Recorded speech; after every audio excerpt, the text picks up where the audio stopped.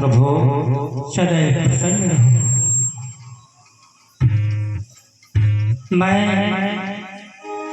कैलाश पर आपका स्वागत करता हूँ।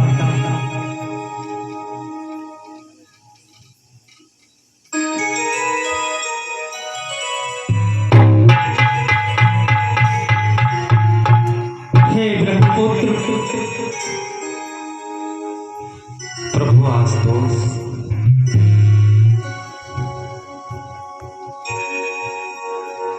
काफी समय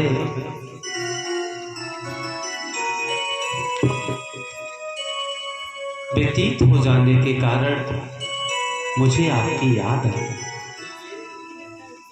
अच्छी बात है। हे देवर्षि, मैं जानना चाहता हूँ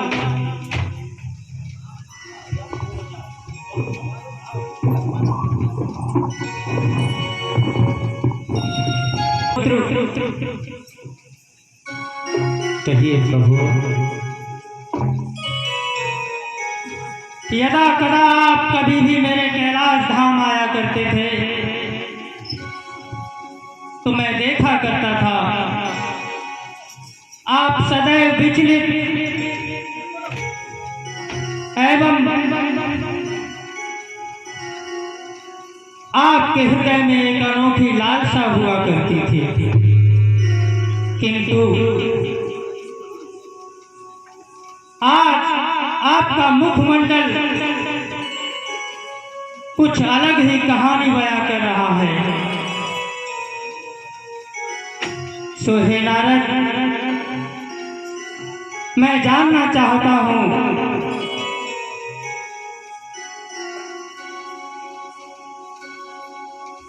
कि इस प्रसन्नता का क्या कारण है जो आज स्वयं चांद हमारे सर से तुम्हारे मुखमंडल पर जाने के लिए लायात हो रहा है और सूर्य देव की समस्त किरणें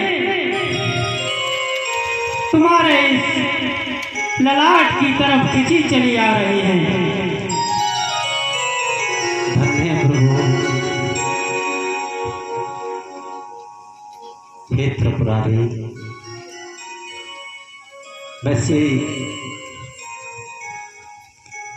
भक्त की बढ़ाई करना ये तो आपका स्वभाव है भोलेनाथ। हे नारद, क्या हमने जो कुछ भी कहा ये सत्य नहीं है? थोड़ा सा सत्य भी है प्रभु। आपने सत्य पहचाना।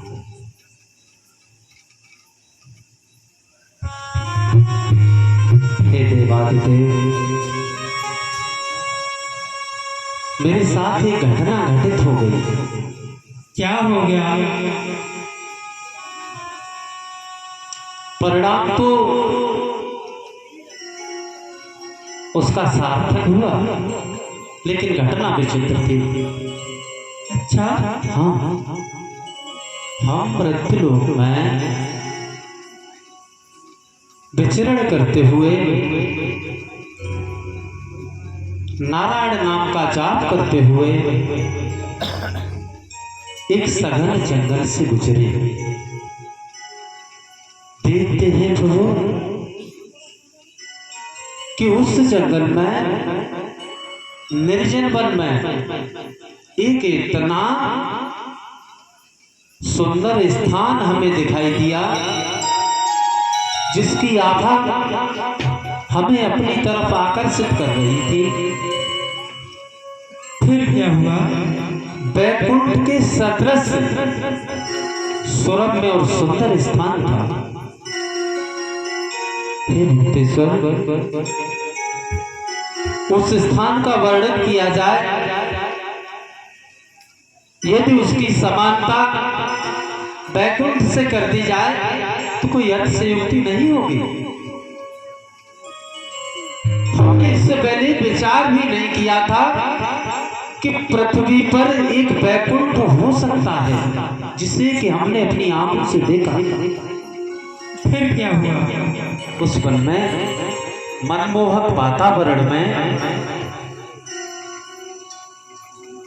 उस दूसरे वैकुंठ में जाकर के मेरे मन में एक विशेष लालसा उत्पन्न हो गई। तो मैंने निश्चय किया कि क्यों इस वैकुंठ सरीखे स्थान पर बैठ करके उस वैकुंठवासी के पावन नाम का स्मरण कर लिया जाए। बहुत सुंदर। सो हे भूतेश्वर, हमने आसन जमाया और हम समाधिष्ठ हो गए, समाधि लगाई। फिर क्या हुआ? प्रभु, फिर तो मेरी विजय गाथा प्रारंभ हो गई। क्या? समाधिष्ठ हो जाने से विजय गाथा प्रारंभ।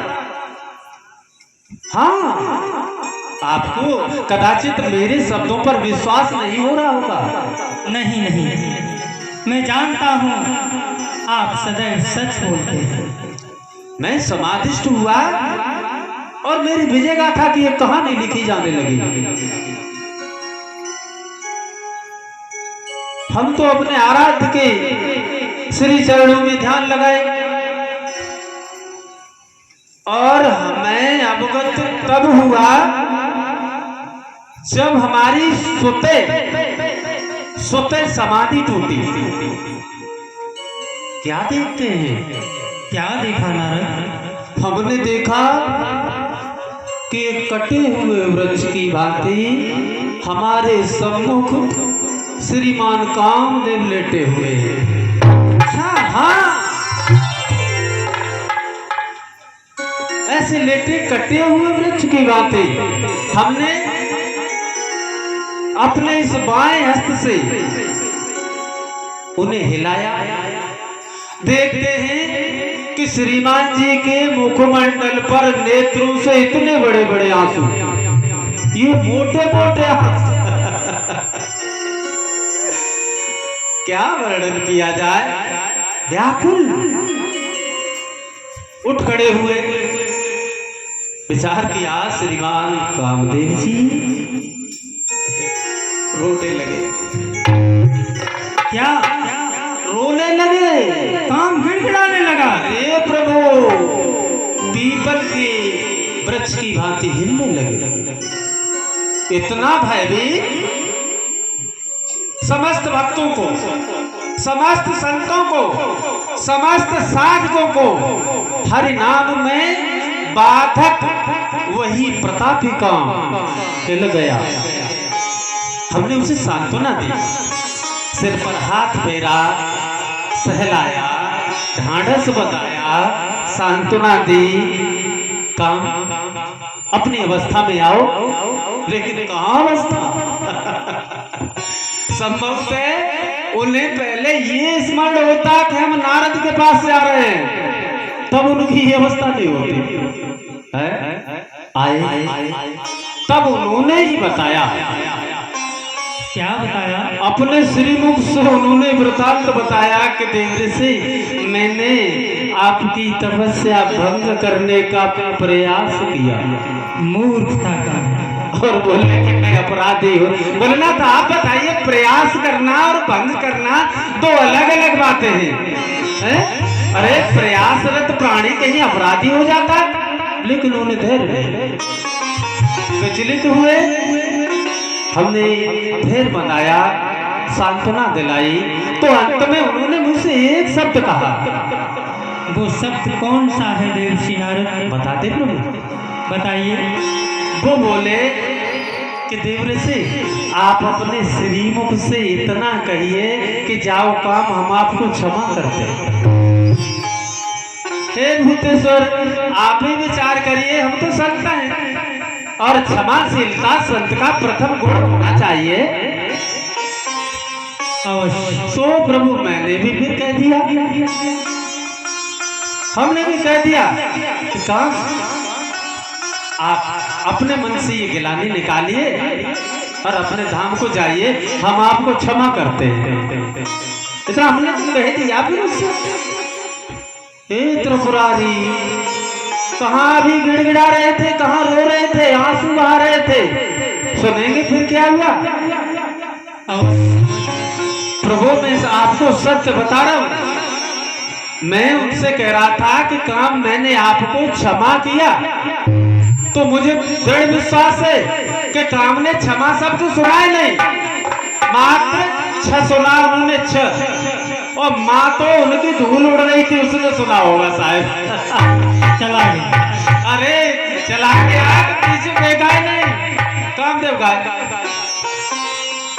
हे देव ऋषि, आप छही ले जाओ, माँ नहीं ले जाना चाहते।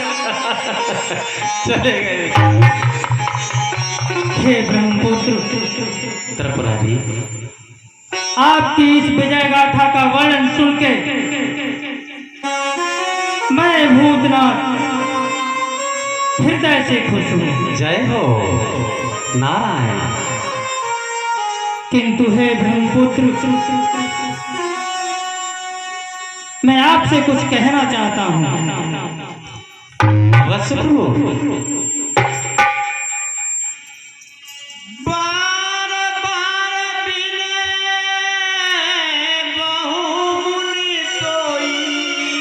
हे मुनि श्रेष्ठ,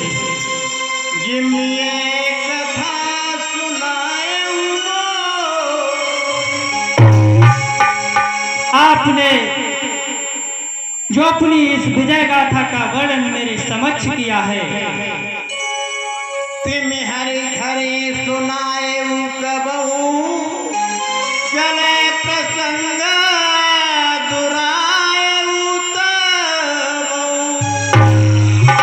हे ब्रह्मपुत्र, भूल कर भी कभी श्री हरि के समक्ष इस कथा का प्रसंग मत रखो। अगर तुम्हारे हृदय में